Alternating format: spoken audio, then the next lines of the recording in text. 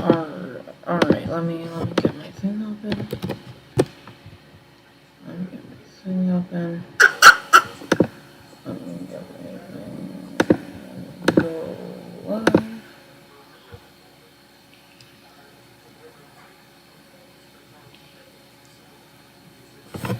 Paste. Alright, the stream.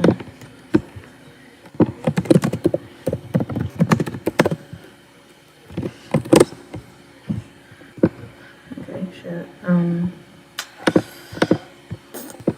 Oh, one person's watching. That's cute.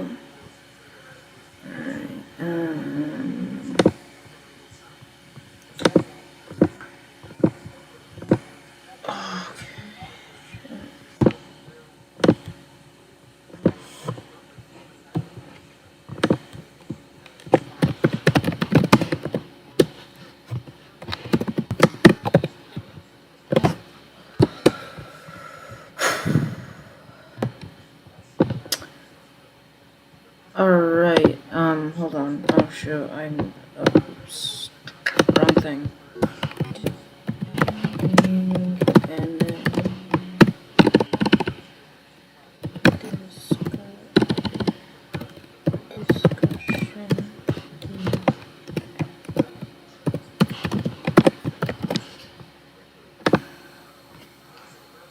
Alright, hey, what's up?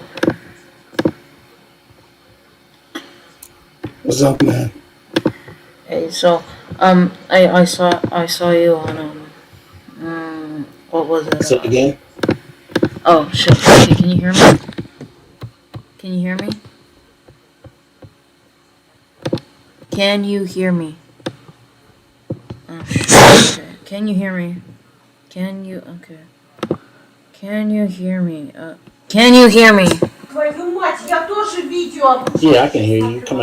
You're coming out of my Иди в спальню, я разговор, да. my speakers for some reason. Yeah, sorry, man. So.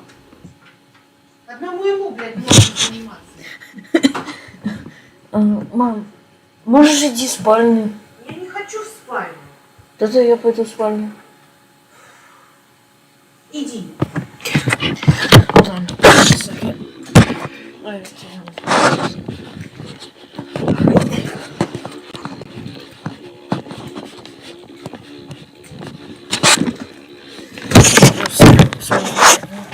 Oh my god, what's going on? Alright. Sorry for the inconvenience. Yeah, so I wanted to talk about, so like you are like a conservative, yes?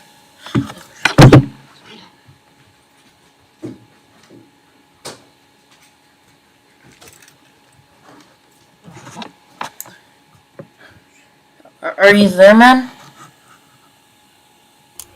Yeah, I'm here. I'm just trying to figure out how you're coming out of my video monitor speakers instead of my headphones. Okay.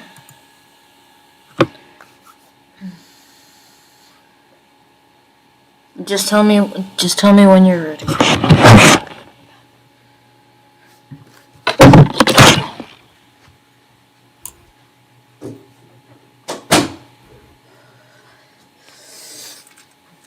I'm ready, man. You're ready?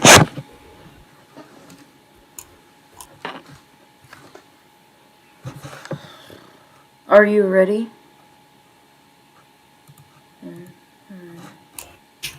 Yeah, I'm ready. All right. So you're a conservative, yes? Yes.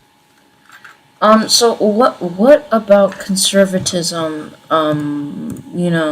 What about conservatism? Like what parts of conservatism do you like? What makes you a conservative, basically? Well, I'm a traditional black conservative, so there's a nuance to it. Okay. Where you have uh, black conservatives coming out of slavery, right? And up until Jim Crow. So throughout Jim Crow, hold on a second.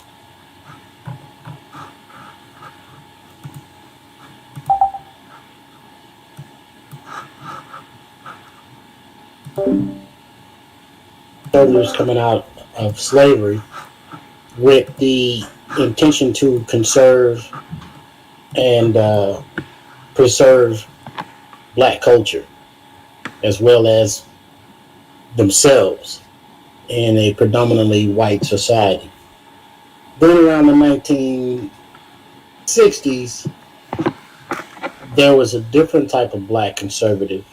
These are the Republican black conservatives that were with the McCarthy era type things, Yeah. communism is everything, Yeah. and anti anything, any social programs, etc., etc. So there's two different types of uh, black conservatives. Is like what I like to say. You have the pre 1965 traditional black conservatives, and then you have the post 1964, 1965 black conservatives. Okay. So, Like, is it because of the Southern strategy, or like, why is that? well, the Republican Party had been pushing out blacks since the late 1800s. And so the Democrat Party didn't want blacks in the Democrat Party. And so what you had was essentially racism on both ends of the political spectrum. But I think before. So what black conservatives did was like, you know what? Just let these white Americans war with each other and we'll just do our own thing, which worked out pretty well up until around 1920, when these black conservatives in the South were stripped of their political power. Once they were stripped of their political power, they couldn't dictate where their children went to school and so on and so forth. Also, they couldn't protect themselves from state-sanctioned violence and race riots. So once you get around 1930 in the Great Depression, then all these new laws through FDR comes about, and it further splits the black enclave in the South. And so blacks started to leave the South. This is called the Great Migration.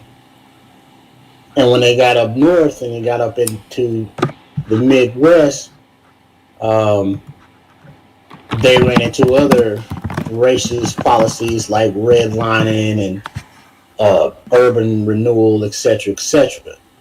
So by the time you get to the 1960s, where you get into the civil rights movement, it wasn't necessarily about integration, because blacks did just fine when it came to segregation and separation.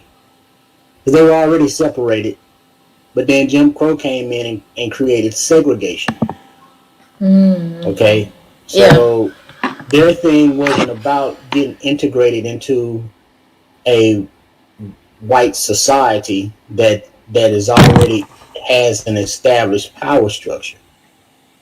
Their thing was, we want equal protection under the law, and we want equity, not equality, because it's kind of hard to say we're all equal when you've already cut off our legs and our arms and put, rocket boosters on white people, right? And now you're saying, okay, like now y'all can start off evenly. Now y'all can start equal.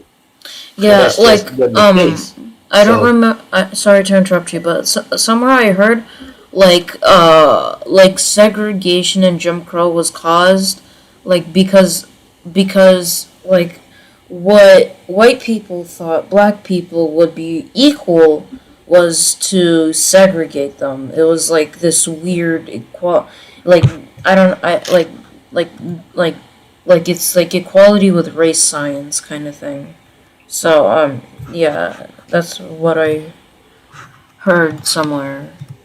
So no, yeah. it wasn't white people, and this is what a lot of new wave conservatives get it twisted. It wasn't, well, liberals too. It wasn't all white people. Segregation hurt white people as well. Segregation Mhm. is just the forcing of separation. People separate naturally. Mm. You know what I mean? Men Okay. men go and hang out with men. Women go and they hang out with women. But when the government comes in and says men can't hang out with women and women can't hang out with men, then you would have a problem. Mm. Okay. So you know there are Chinatowns all over the country Mhm.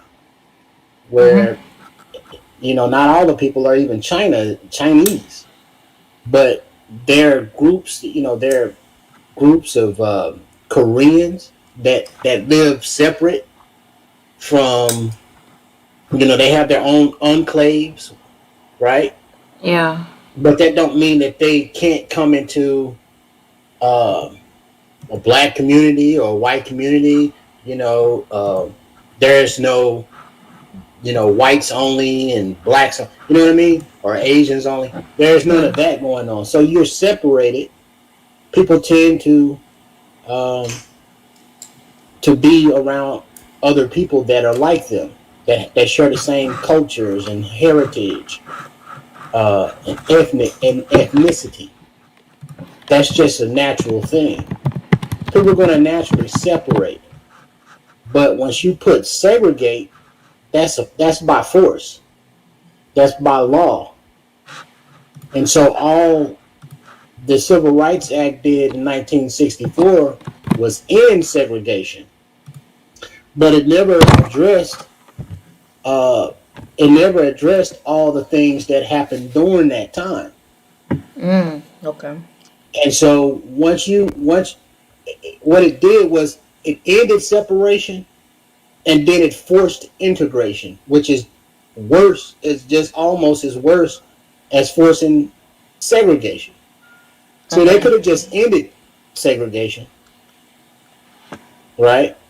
But Yeah. now because it became normalized and you had so many people that were used to it and you had so much media, um, with these stereotypes over the years and making the average white person, and most of these people were immigrants coming over, think that, oh well, if we let black people in, then our cities, our towns, our restaurants and businesses, etc., is going to go to shit. Mhm. So now you have to force integration by law because you force segregation by law. Mm. Yes. Now, when that happened and you're forced to integrate with an already established majority, then your your your way of life and everything else goes to hell. You see what I'm saying? And so what blacks wanted was to end segregation, yes, not forced integration, but they wanted equal protection under the law primarily. Like, hey, look, we can't go into a white community and burn their whole community down and get the state to help us in doing so. That's not equal protection under the law. We ask for a certain amount of funds for our schools. We don't get the same amount of funds for our schools as say these white people in this other community the same class gets. Well, okay, well, you need to talk to um, your local politicians. Well, all our local politicians were driven out. We don't have power anymore in our own communities. Okay, Mm. so that's what the Civil Rights Act, the Civil Rights Movement was supposed to address. That's what it wanted to address. But rather than give equal protection under the law, blacks got integration. So we'd rather give you a part of our house, say the garage, than to give you your own house. Okay? Mm-hmm. So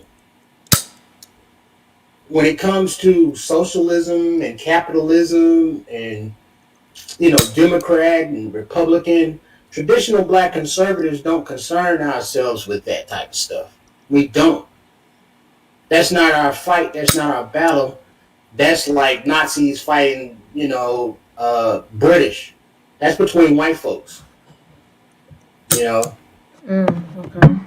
we don't want to be a part of something where uh, people that really, still haven't educated themselves on humanity, right, or miseducated. We don't want to be uh, used as political patsies for folks that have ideological axes to grind. Okay, so That's what let traditional black conservatives are.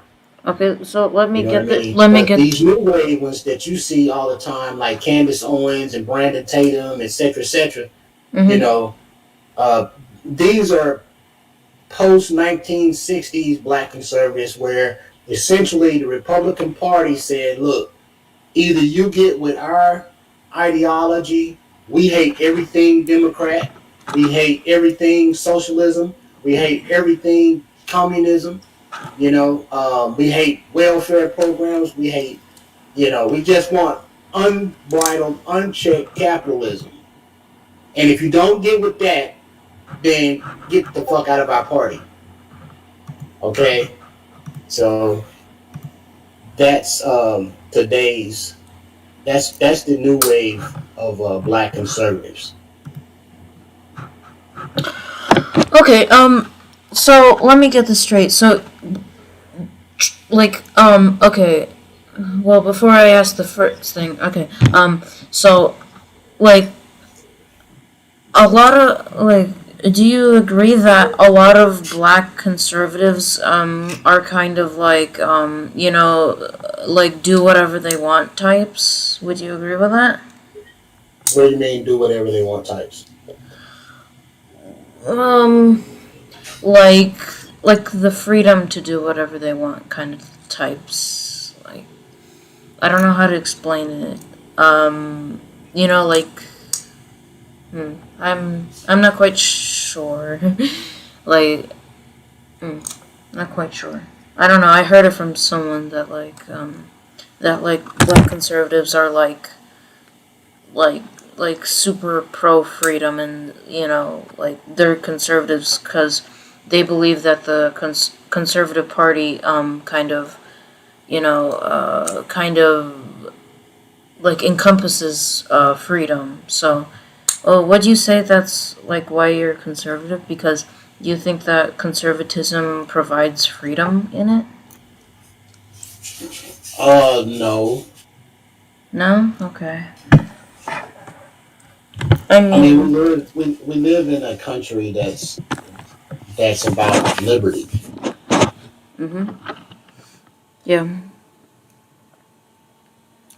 So conservatives and liberals alike, progressives, we like our liberty. We like the freedom of choice. We like the freedom of individuality. Mm-hmm. You know, so uh,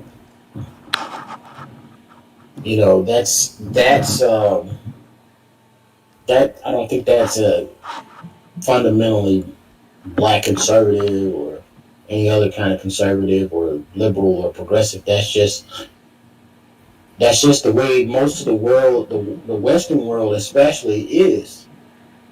all of the Western world is quite liberated at this point in time. Mm. Yeah, that's true. So, okay, the thing I wanted to ask. So, you're saying that black people need to sort of focus on their own issues, kind of thing. Yeah, sorta. Yeah, for the most part. And when Um, I say black people, I'm talking about native blacks. And when I say native blacks, I mean blacks that are native to this country.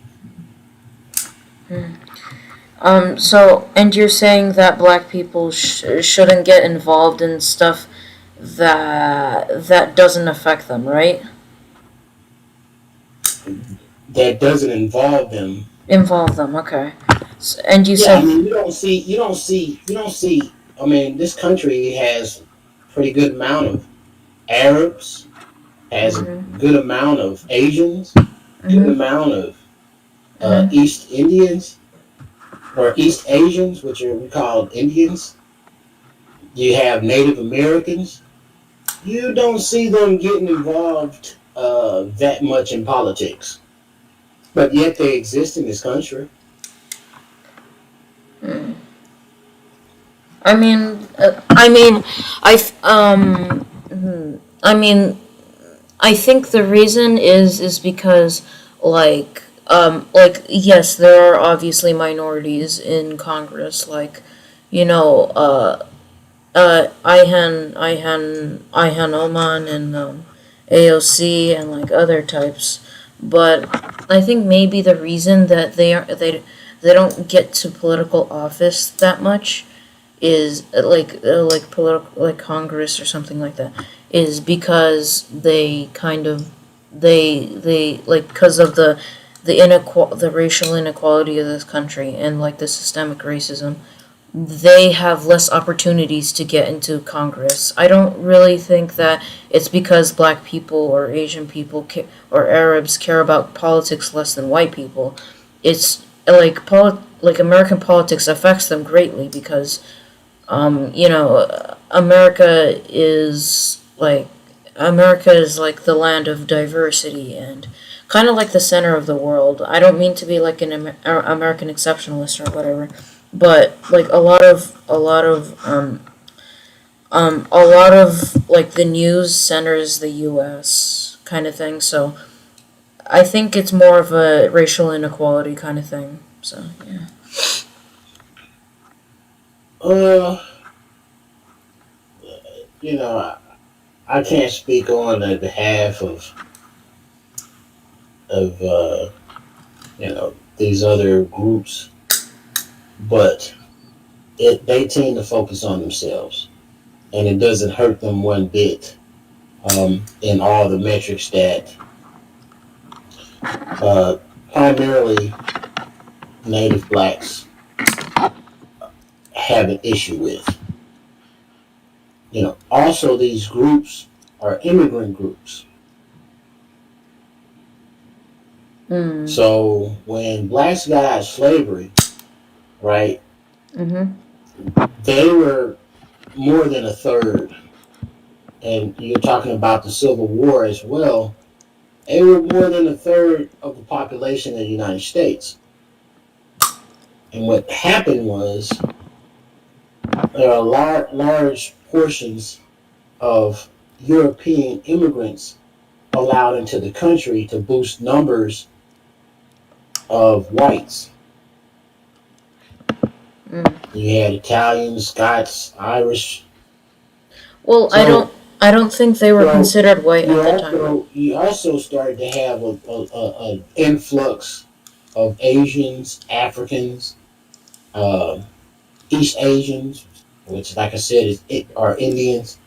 You started to get a large influx of them after the 1965 Immigration Act, because before it wasn't allowed into the country like that.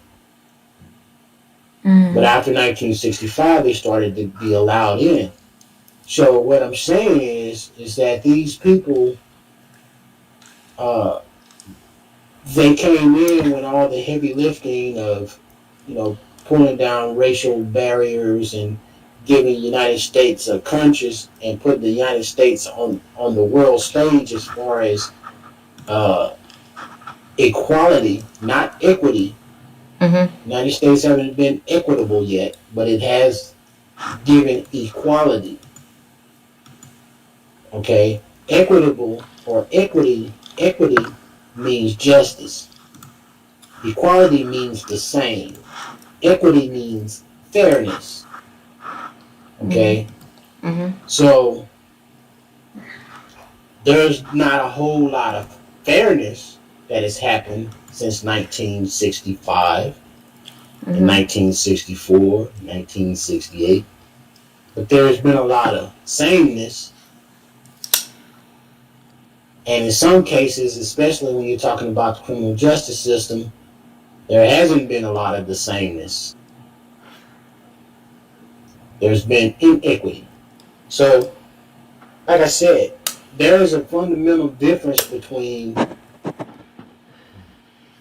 traditional black conservatives and modern conservatives who happen to be black, Interesting. if that makes sense to you. Um. Yeah, that kind of makes sense. So, okay. Um. So a basic a summary of what you said is that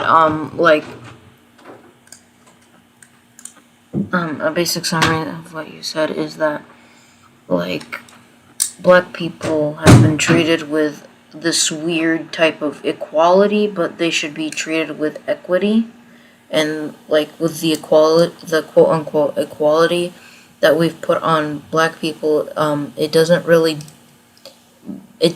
fix all of their problems, kind of thing. That's what you're saying. Well, it's not about fixing the problem. It's about reconciliation with a problem that the government created. Okay, Mm-hmm. so Well, yeah, I'll that's tell what I you what's meant. equal. So I'll tell you what's equal. So you get a ring, let's say a wrestling ring, and you get a a judge, a boxing referee, right? Mm-hmm. And or a wrestling referee, right? And then you put a 110-pound woman in the ring with a 190-pound man. That's equality. It's not equity. What equity would be was either you put another 110 to 115, it can go from 109, 90 pounds to about 115, right? That's Mm. equity. Or you can say, all right, the woman can use larger gloves. The man has to use, the man has to use much larger, much softer gloves, much heavier gloves. So you get tired, and the woman can use lighter gloves that hit harder. That's equity. Mm. So in one sense, you have, like I said, equality is being the same. The same rules and everything else, which doesn't mean a whole lot if you're fighting with two hands tied behind your back and both your legs, and saying, okay, well, y'all have the same amount of space, y'all have the same, the equal amount of, y'all gonna start off when the bell ding dings and everything else. But fairness kind of evens the playing field, and that's what a lot of people get confused about, uh, especially conservatives, and a lot of times liberals too. They don't understand the difference between equity and equality. So then you get into these circular arguments with people because you're not understanding the definitions and the terms. So I'm not trying to. I know you're younger, so I'm just trying to explain to you the importance. I mean, I know you know, but the importance of that particular thing, and as it can, pertains to black people, native blacks in this country. You know. Okay. All right. Okay. So, okay. Yeah. That's interesting. So, what policies or what could we do so that it is so that it is equitable for black people? Like what should we do to give equity to black people? Like what should we do? Uh, I really don't know, but I would give you what I think. Okay, to the best of my ability. I think the first thing. I mean, if you're, is correcting history. Hmm. Okay, Like we the know 1619 that. project? No, not that. When you watch Gods of Egypt and you see, uh, the gods of Egypt actually being portrayed as white when they wasn't white, right? And you Mm. can say, oh wow, when you see a movie about Jesus that comes out and he's always played by a white person, and if he's not like all the way white, like really white, he's just close enough to white, but furthest away from black. Not saying that Jesus was black, but he definitely wasn't white. Mhm. You know, Yeah. um, these are things that are major. Mhm. You know what I'm saying? These are Mhm. things that are major because what it does is it it takes the history away from one group of people and gives that history to another group of people, right? So Mhm.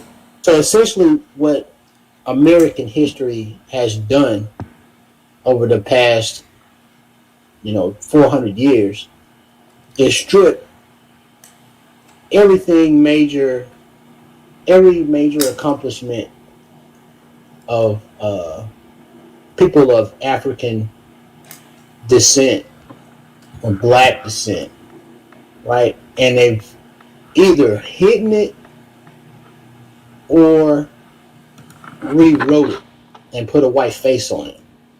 And Oh, that's just I think I know so what you're so this saying.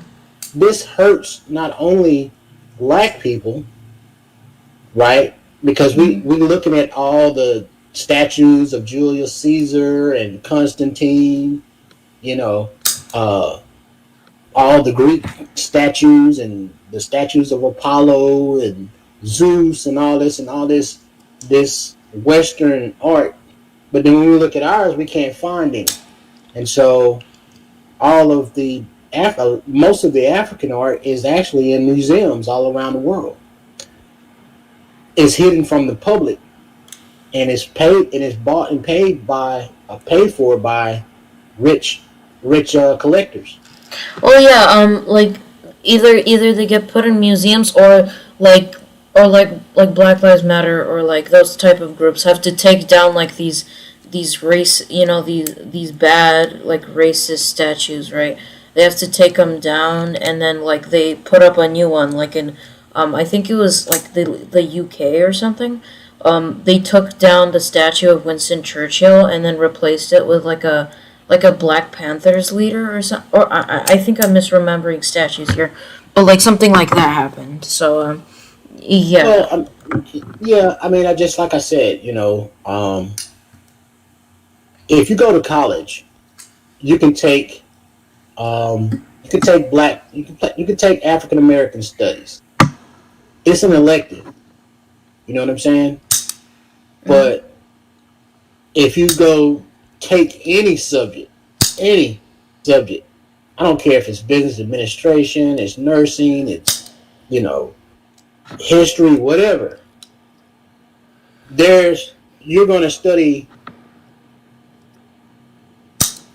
white people Mhm. in that regard, in that particular field. You're going to study them, and it's mandatory. Mhm. So if you're Yeah. taking economics, if you're studying Adam Smith, he's a white guy. If you're studying Karl Marx, he's a white guy. You know what I Mhm. mean? So you're going to Yeah. study these people Mhm. regardless. Mhm. But if you want to learn about Black history, you have to want to learn about it. You have to take it as an elective. But you want to learn about white anything else, you're going to learn about white history. It's going to be mandatory. And I'm Well, not saying make I Black don't. history mandatory. What I'm saying is make history accurate and true. You know, tell the good with the bad, tell the bad with the good. Um, tell the things that's relevant. So now you're seeing a lot of this stuff that's coming out, right?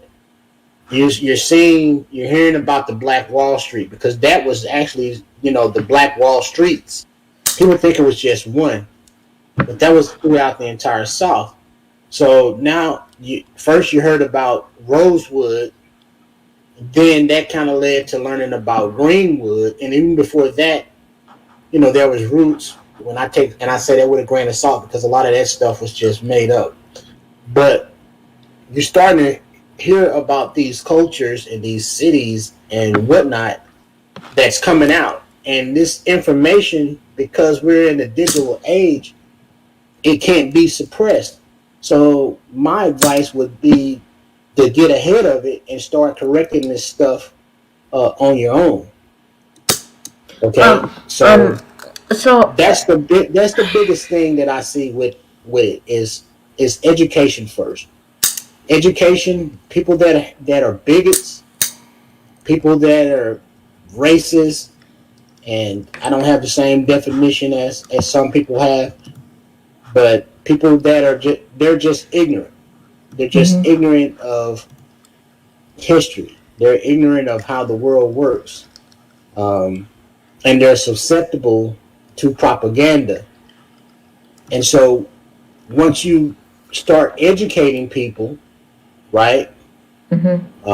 then you'll see more of a change than anything. The Civil Rights movement started off behind education. It wasn't because someone was on the back of a bus and she wanted to ride in the front of the bus. It actually was Oh, Brown kicked versus off behind education, right? education. Brown Huh? versus Brown versus education. Yeah, that was one of them. But there was another. The thing that actually kicked it off was I forget the person's name, but he was trying to go to college and finish his law degree, and they wouldn't allow him to go to the University of Texas because he was black. Oh, I know that That's one. what, yeah, that's what started the civil rights movement. Was education, Mhm. because blacks wasn't um, they weren't allowed to teach their children. It was whites that were teaching black children, even though it was segregation. And in the schools, and majority of schools, it was white teachers that were teaching black children, and most of this was teaching black children. These white teachers were teaching these black children that they were inferior to whites. And so Brown versus Board of Education, they actually had something called the doll experiment, where they got a girl, they got children, and they asked them a series of questions like, pick the good doll, pick the pretty doll, pick the heroic doll. And these kids were, they all picked the white doll with all the good features, and all the bad features they picked the black doll. And you can look it up on YouTube. It's still, there's a whole bunch of these tests, and they still do it to this day, to measure the effect that stereotypes have on children that haven't even been in the world that long. Most of these children at the time, these children had never been around white people, but it was just stuff that they would pick up on TV commercials, on advertisements in the newspaper, or when they go to the grocery store and all the hair care products, 90% of them are for white people. And if you wanted to get some haircut care products for black people, it's all the way on the other, end of the aisle or whatever. Things like in segregation, if you had a black and white water fountain, white people could drink out of the black water fountain, but black people couldn't drink out of the white water fountain. So whites essentially could go wherever they wanted, and blacks had to stay in their own, in their own communities and their own business. Where a white person could go to a black restaurant, but a black person couldn't go to a white restaurant. If a white person had to pee, he could go into a black restaurant. Black person had to pee, he just had to hold it.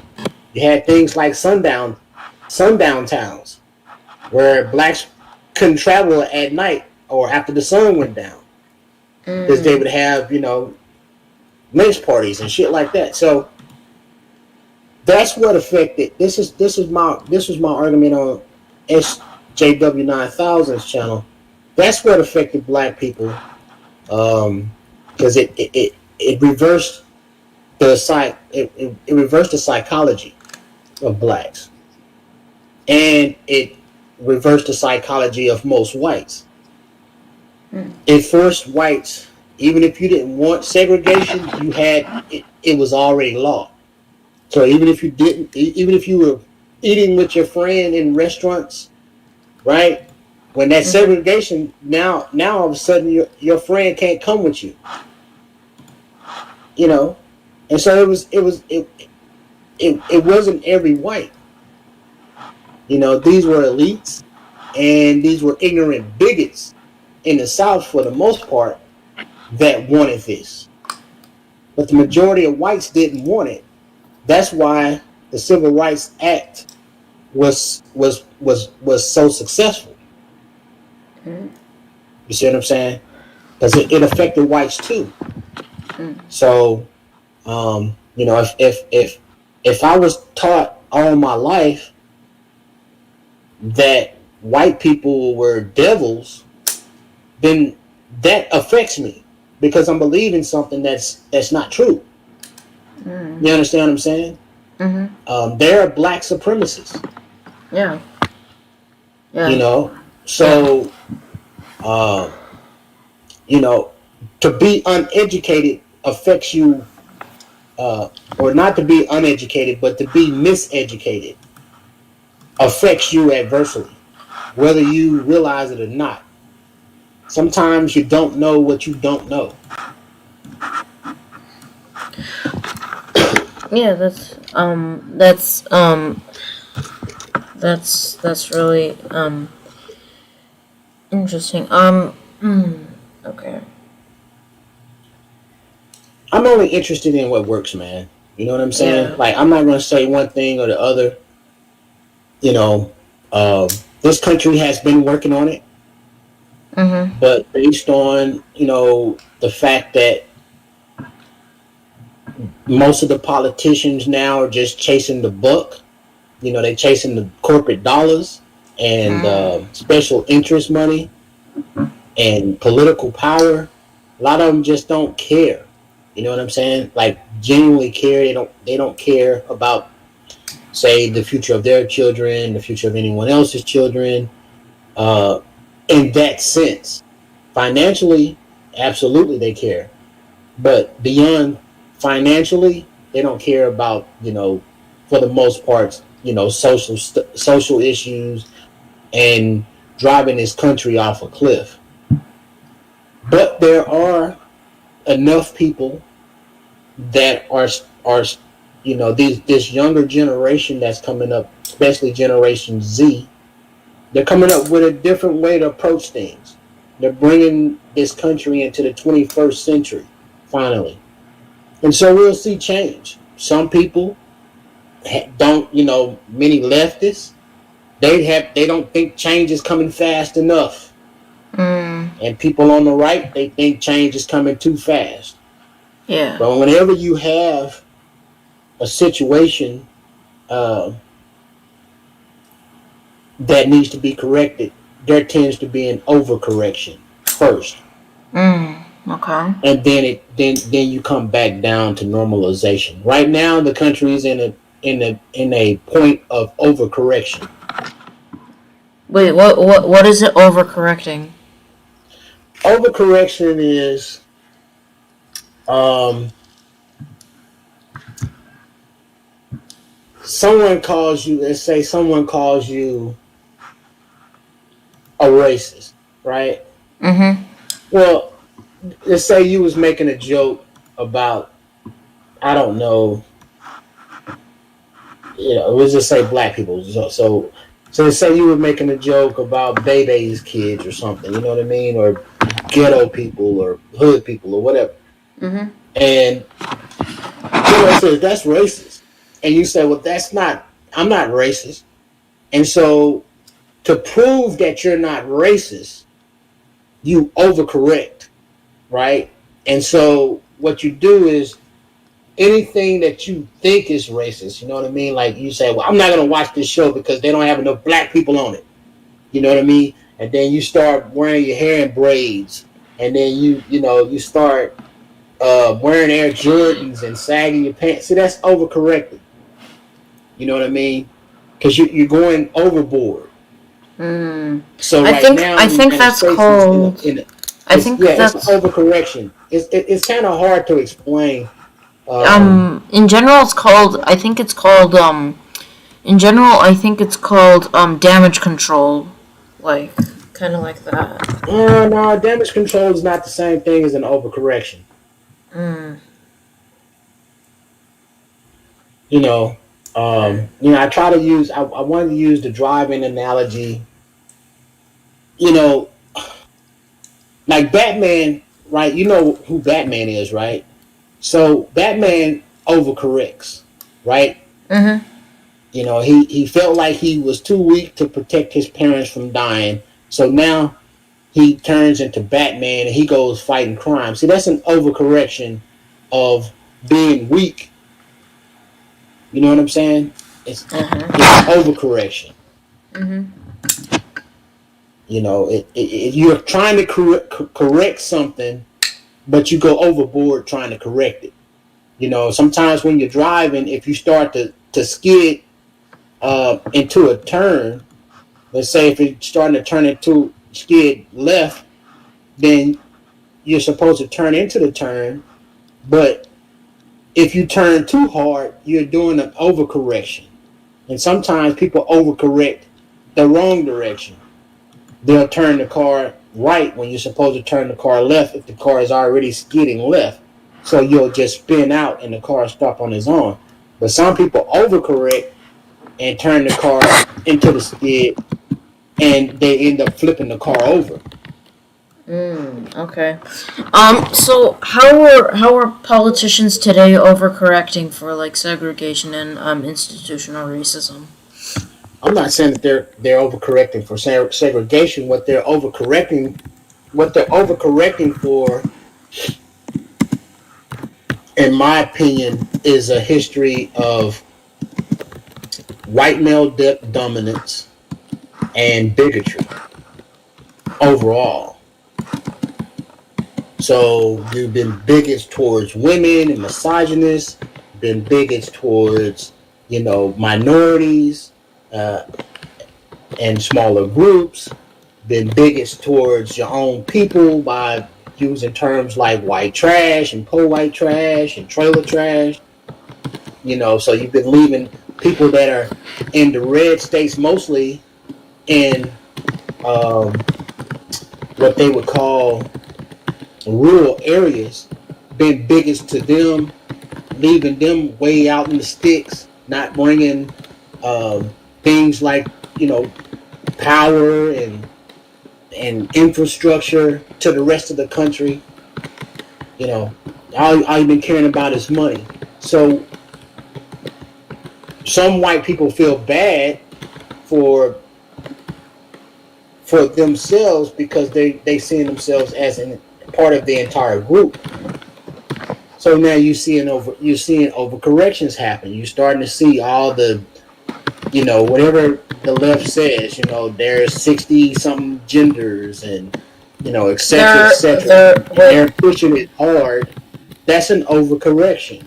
You know what I'm saying? Hey, look, I'm going to pick a female vice president, and she's going to be a woman of color. That's an overcorrection, right?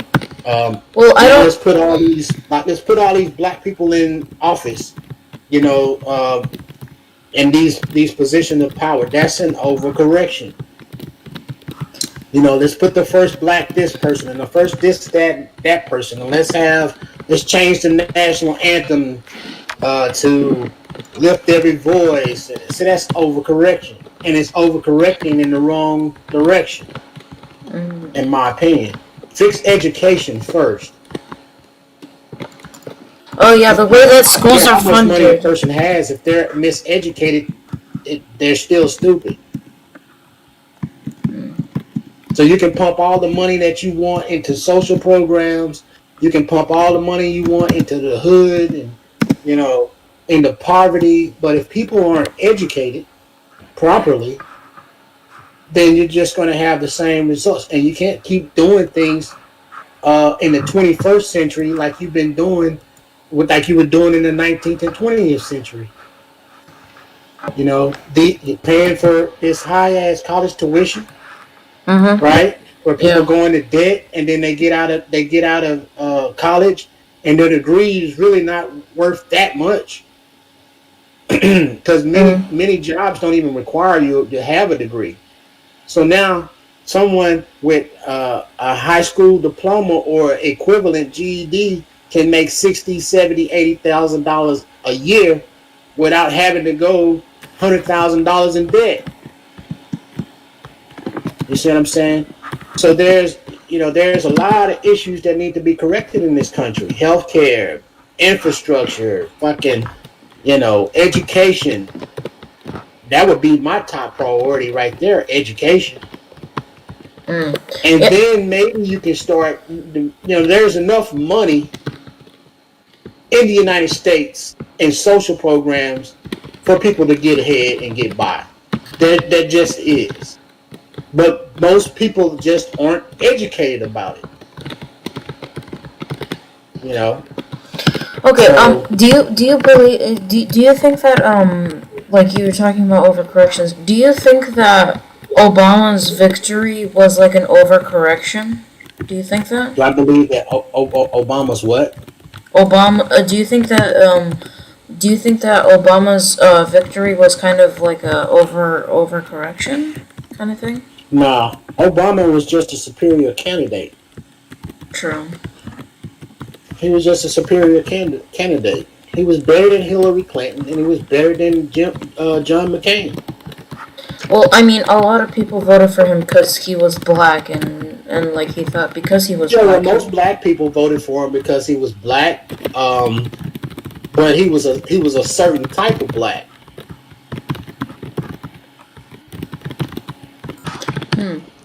You see what I'm saying? Like, you could have put Al Sharpton to run against Hillary Clinton. I doubt he would have got as much black support because he was black. You got to be a certain type of black. He represented black people the way that black people see themselves most of the time. You know what I'm saying? Okay. And so black people was like, yeah, this is a good representation of us. But a person with a fucking perm, you know what I mean, that's been in the public eye for tons of years, and doesn't speak as eloquently, right? And we don't care that he was, part of the civil rights movement, so to speak. Like, we don't care about that. It could have been John Lewis. It wouldn't have garnered the amount of support that Barack Obama garnered, because Barack Obama was and still is a superior, politician. He's an elite politician. So that's why Obama won. I'll never believe different.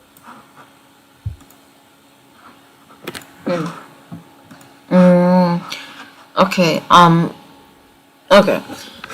So what part? Okay. So now we're gonna segue into something else. Okay. So, what part of socialism do you not like? You know what I mean? Because, like, I listen to what you say, and I feel like socialism can fix a lot of those problems. Considering that um, Karl Marx, like, wrote to Abraham Lincoln suggesting to him to end slavery in America because it was unethical and it was not very economically good. So, I'm just interested, like, why do you not like socialism? Uh, I don't. I don't like anything 100% for one, Okay. and you know, socialism. I mean, I can't say that I don't like it. I mean, public school is part of socialism. You know, Mm. things like the fire department, public works. You know, that's socialism. You know what I'm saying? Like, I don't. I've never made that argument that socialism is bad, but I don't see why you would have to get rid of capitalism to have social programs. And I mean, when you talk about socialism, you know there are different eras of socialism. You know what I'm saying? Yeah. Different areas, so it's eras. So it's like, what era are you talking about? And so it's like I don't have. I could care less. You know what I mean? Honestly, most blacks could care less about the socialism, capitalism, fucking argument Mhm. because when you're historically have been left out of either one, capitalism in this country and socialism in another country, Wait, how were then black people who cares? excluded? Either way, if it's not addressing black issues, right? Then it's like asking a homeless person, do they care? You know, which one do they like better, socialism or capitalism? Homeless person is like, look, neither one of them is going to fucking help me. Actually, You know what I socialism mean? will fix Like, I'm poverty. already poor. I'm already fucking broke. So how worse can it get? You know what I mean? If this country was 100% capitalism, I'm be poor and broke like I've always been. If it was 100% socialism, I'm gonna be poor and broke like I've always been. You know, I'm about what works. That's all I care about. I don't care about Democrat, Republican, conservative, fucking liberal, progressive. I care about what works. And if a person is not for what works, then I really I really can't fuck with them. You know what I mean? Like, they're just part of the problem. They're part of that's what the ideology should be. What works. And Social. once That's you why. and That's another person make that agreement, whether you're on the right or the left, blue or red, Democrat, Republic, whatever. Once you two make that agreement, okay, well, let's agree to do what works best. Let's do it. Let's agree to that. Then you'll find that all these differences that you have will shrink. They'll vanish. You know, and you'll have your focus will be purely a fucking toss up. Honestly, you could like flip a coin on the choices that you'd have left, and the coin, either way the coin drops, would be fine. I kind of disagree. This is why I am a socialist because I believe that socialism can actually fix a lot of the problems. For example, poverty. If you look at a lot of these Nordic countries, I understand that the Nordic countries aren't 100% socialist, but if you look at them and like U.S. and like the Central American countries that are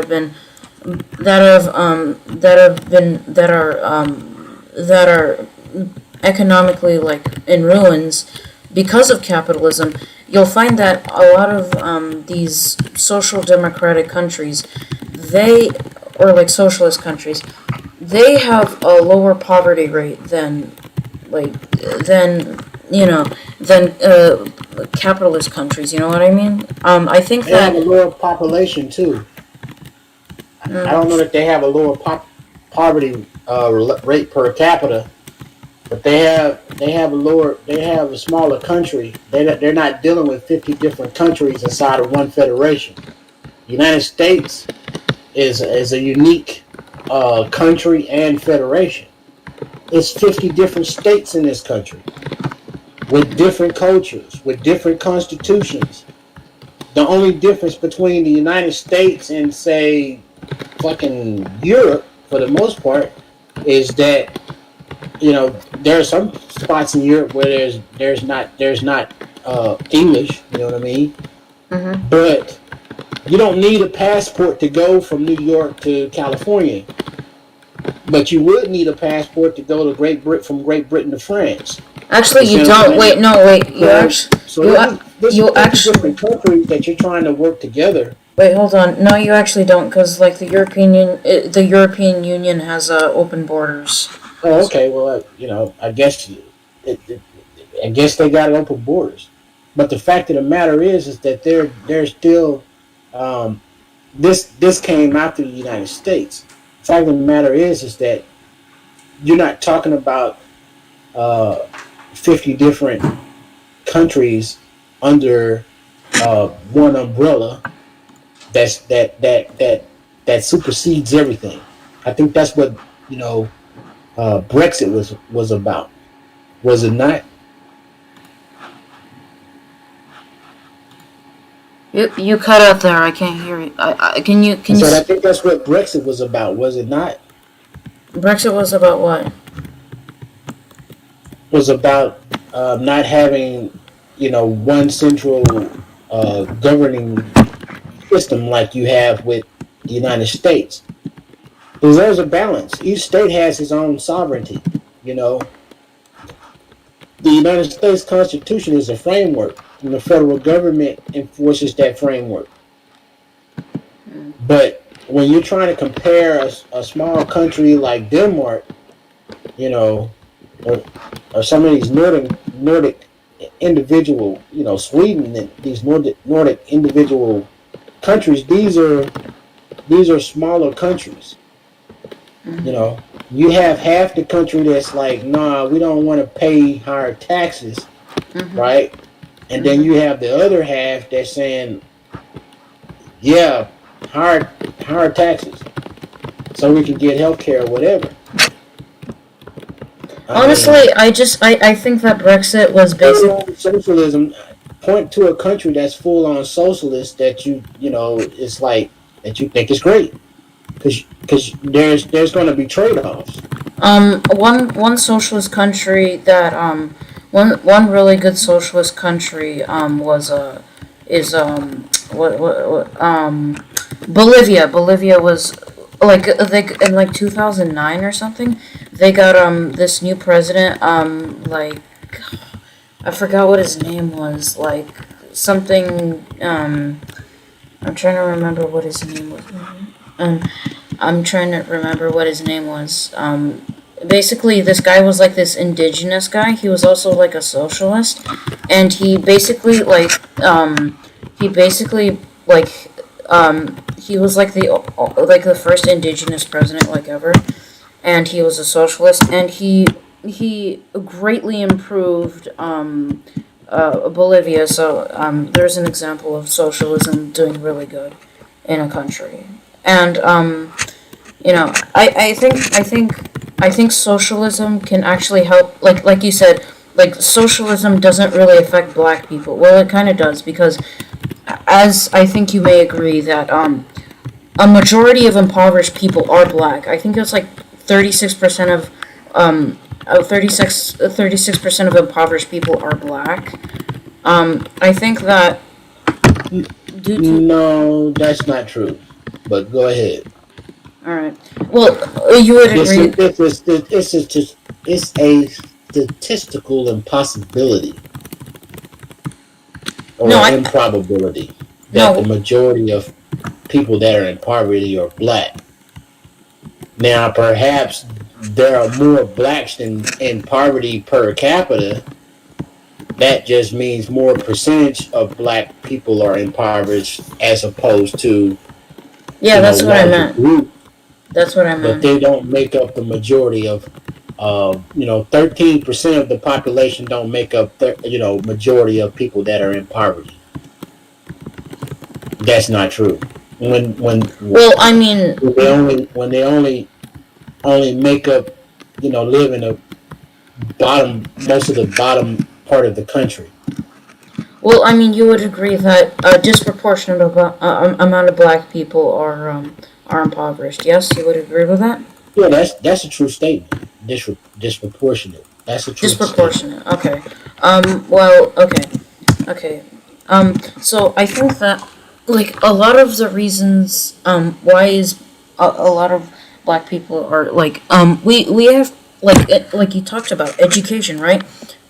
Like um so like I don't I don't think this has to do with socialism necessarily, but I think that that the way that schools are funded, that's a way that black people are being discriminated, kind of, right? Because their schools are funded by income tax, and like black schools are like schools with majority black population are surrounded by black neighborhoods, and black neighborhoods tend to be impoverished.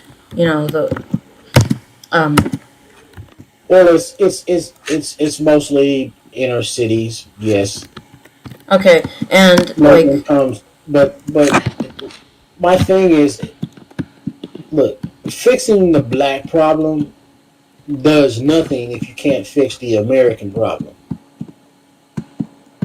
what is the American problem? Okay, uh, America is using systems that are outdated. Period. Hmm. America is still doing things that is outdated. Like the electoral college? No, not like the electoral college. That's the least of the problems. Okay. America's just doing things that are still outdated. Um, and Like what? although I would agree with probably some constitutional amendments. America can fix some of these outdated problems. I mean, for one, the way that the United States polices, the Mm. fact that there's you know there's very little federal standards that police um, adhere to. Hmm. For one, um, hiring practices and you know databases, national databases on police, having alternatives to even calling the police. The education system, like I said, the education system in this country is outdated. It needs to be revamped. There needs to be certain things that students have to take.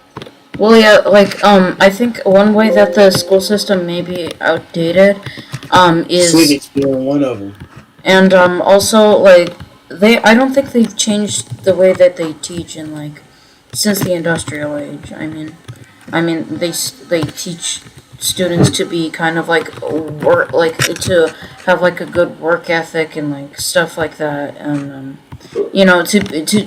to make them effective in an industrial type society. So that's one way that it's outdated, I think.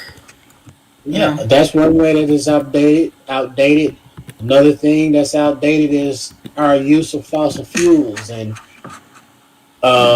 not using as much renewable energy as Well, I don't we think should be, because I you're don't. letting the oil barons dictate um, what's going. How we use um, natural resources, how we affect the planet, Mhm. letting people buy large, excuse me, large swaths of land and just buy it and keep it to themselves. Uh, and then you have in one area, and then in another area, you just have people on top of people on top of people. You got tax shelters. I mean, the tax system needs to be revamped. You should have a safety net. UBI, Universal Basic Income. You should be able to get free healthcare and free college education, Mhm. right? Mhm. But to go full on, so this is what I'm saying. If you bring someone into the world, Я пойду right? там, если хочешь. They don't have a choice to be in this world. When they get 18, at least they can make a choice to participate in this system without dying, or participate in this system, or choose not to participate in the system under threat. People should want to go to work. They should be happy to go to work, right? As opposed to feeling like, look, if I don't go to work, if I don't work this job or that job, I'm gonna fucking die, or my kids are gonna die, or we're That's gonna be put out on the street. that's I'm gonna be in danger, Can etc., I etc. can So I there's a whole. can I interrupt you there? Go ahead. That's a problem. That's like the job problem that you described. I don't. I kind of hate to say this all the time. Kind of. I get it's kind of annoying, but like socialism kind of fixes that, because like if like the socialism that I want is kind of like the Henry Ford model, where like workers are paid enough, like in wages enough, that they can afford the product that they buy. And I think like that kind of assembly line type model, I think I think that's, and like the workers owning like the means of production, that kind of thing, that can fix a lot of the problems, because like they can work out they can work out their realistic quota by, Okay, and well, like what about the people that have ambitions? You know what I mean? Like, what are those? What about those people? Because what what do you I mean? said is I'm interested in what works, right? I'm interested in what works, and what I've come to find is that there is no system that works solely by itself 100%. Right, no, You know, the I agree. Democrats are not 100% good Yeah. 100% of the time. The Republicans aren't 100% bad 100% of the time. The only time that that they actually do good is when they come together. You know, if it's all Democrats, then they're inherently going to overdo it. If it's all Republicans, then they're going to inherently overdo it on their end. So they need to work together. Having a woman raise a family by herself is not the best way. Having a man raise a family by himself is not the best way. You're going to have to make compromises and do it together. Socialism by itself is not the answer, and it That's never I has agree. been. I agree. Capitalism by itself is not the answer, and it never will be. So no, in this country is not 100% capitalism. Okay, it's a hybrid. It just leans more on um, capitalism, and it's just because these capitalists, have bought out the political system. You have now, instead of having three branches of government, now you have like five branches of government. You have the bureaucracies, you have the legislative branches, you have the judicial, you have the judicial branch, and you have the executive branch, and now you have the oligarchy, the oligarchy branch. You see what I'm saying, of the federal government, or the professional lobbyists. So I don't see America fixing this issue without a diverse coalition. And since Republicans are tending to kick out minorities out of their party, it's eventually going to be the white party, and the Democrats going to be the diverse party, which I don't think is healthy. Both Mhm. parties should be diverse, as as diverse in thought and ethnic groups and Mhm. people. They should be evenly diverse. Mhm. But what's going to wind up happening, like I said, this is going to be an all-white Republican Party. Because only right now, only about 3% of Republicans are black. That's a Mhm. small percentage, and roughly like 6 or 7% of Hispanics. Mhm. So, uh, you know, might be a little bit more than that. It might be in the teens with Hispanics, but Mm. it's increasingly becoming a monolithic white party. Mhm. You know, Well, I mean, yeah. that would be that I would be mean, cool for them. If it was all white people that was in that party, but unfortunately, it's not. Half of the white people are in the Democrat Party. mhm. So, or a third, and a third is just independent. But go ahead, what you were saying. Um, yeah, with the voting thing. I mean, I think there's so little diversity in the Republican Party. Is that a lot of the Republican Party? There's a lot of Well, first of all, there's a lot of racists in the party, such as Marjorie Taylor Greene and such. Second of all, Democratic politics tend, like, not always, but like they tend, like, minorities tend to support Democrats because the Democratic, like these progressive policies tend to benefit them. So I think that's why there's much more diversity in the Democratic Party than there is in the Republican Party. So yeah. Yeah, that's that's probably true. I mean, other than the fact that the Republican Party has been taken over by um, Birchers and McCarthyists, and conspiracy theorists, Mhm. and bigots. I don't like Mhm. to use the word racist because most people, you'd be hard pressed to find a person that says that they're a racist or even Mhm. admit to it. And even if they were, most of the time they wouldn't believe it. Mhm. You know what I'm saying? They wouldn't believe it. So I think even even using that term just the way it is, it's just outdated. Just call people bigots. You know what I mean? Like that's what they are Yeah, I because guess. they're uneducated. You know what I mean? Or they miseducated. Mm. They're miseducated. That's what it is. They're either willfully ignorant or miseducated. Mhm. But racist. Uh, that's a strong word reserved for some, in my opinion, people that'll admit it. Now it's gotten to the point where Well, I mean, you okay, ask well, somebody okay, what they well, is, they will prove it. wait, okay, You know what I mean? so would someone admit that they're a bigot? No, they probably wouldn't admit that they're a bigot, but it's not to get them to admit that they're a bigot.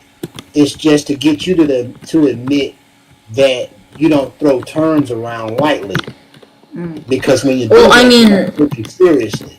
Marjorie Taylor Greene is a literal neo-Nazi. She talked about how the Jewish space lasers caused the 2018, wildfires. She's a conspiracy theorist. That Yeah, doesn't make her a racist. I mean, she's spread like racist conspiracy theories. About like Obama coming from Yeah, but Kenya. it's racist according to who though? I mean, it kind Because of is. racist to me is a more of a subjective term. You know what I mean? It's more of a subjective term. And it connotes intent. Mm. A person can be a racist. Bilang na ba ko ni? Niya to. Antifa could be a racist out there fucking beating up neo Nazis and not realize it. in some people's minds. But bigotry, that doesn't mean that you're not a racist. Like you can be a bigot and be an anti-racist and an anti-fascist. Anti-Nazi. You can still be a bigot. You know what I mean? So, I'm just more specific on the terminology I use, and I think that when you use terms with a little bit of specificity, you gain a little bit of credibility. Because one of the times I was talking on something that I believed in, somebody called me a Nazi. I can't take you serious. Chances are you call everybody that disagrees with you a fucking Nazi. Now, if you would have called me something like misinformed or arrogant or whatever, now that opens up the conversation of like, how am I misinformed? How am I arrogant? How am I a misogynist? Or, you know what I mean? But if you call me a sexist, you probably throw that term around too much. You know what I mean? But being specific and not throwing around just easy terms, but the ones that actually require some thought, I might give you some credibility and might look that term up myself. And this person called me a bigot. You know what I mean? What does that mean? I've heard it, but I've heard racist so much. I know what that means, so I know I'm not a racist. But what is a bigot? Because I've rarely heard that term. Now I can look it up and say, oh, okay. So, that's what a bigot is.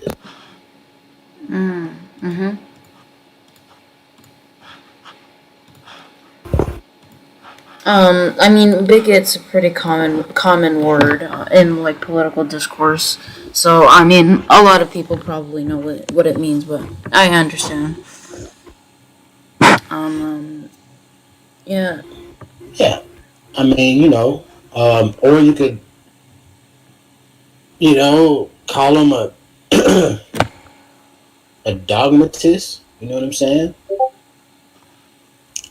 It's willfully ignorant person. But at least you allow the conversation, because at the end of the day, shouldn't it be about correcting behavior as opposed to just virtue signaling?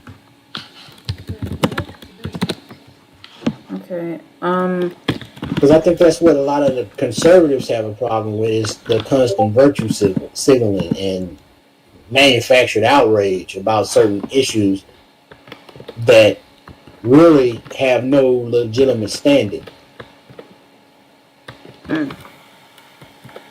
Yeah, like, would you agree that like a criticism of the Republicans is that they focus, instead of what really matters, they focus too much on like culture war bullshit, Would you say they focus on that too much? Yeah, it's gotten to the point where, yeah, they focus on that too much. Okay. And a lot of Democrats focus on it too. I mean, not really, but okay. Yeah, really. I mean, the Democrats are a offensive party. It's an offensive political party that seeks change. Republicans are a defensive political party that wants things to remain the same. They're confused simply because they vote against their own interest most of the time. Most of their standings are hypocritical, highly hypocritical. In practice, I agree, but in action, not really. See, like, Republicans fight really hard to get what they want. Like, what was it? Like, if Republicans don't want the $15 bill, they'll fight back against it. Like even some Democrats, Joe Biden, the Republican Party is really offensive, and the Democratic Party is very kind of loyal to the offense of the Republican Party, I'd say. That's more correct term to describe the Democratic. No, the Republican Party was charged with defending the Republic. That's why they're called Republicans. Mm-hmm. Article 4, Section 4 of the United States Constitution guarantees that each state in the Union shall have a Republican form of government, not a Democrat form of government, not a democracy, but a Republican form of government. So, Democrats, they want more democracy, less republic. So they are on the offense to change that system. Republicans are on the defense to keep that system the same. Oh, I get it. Okay.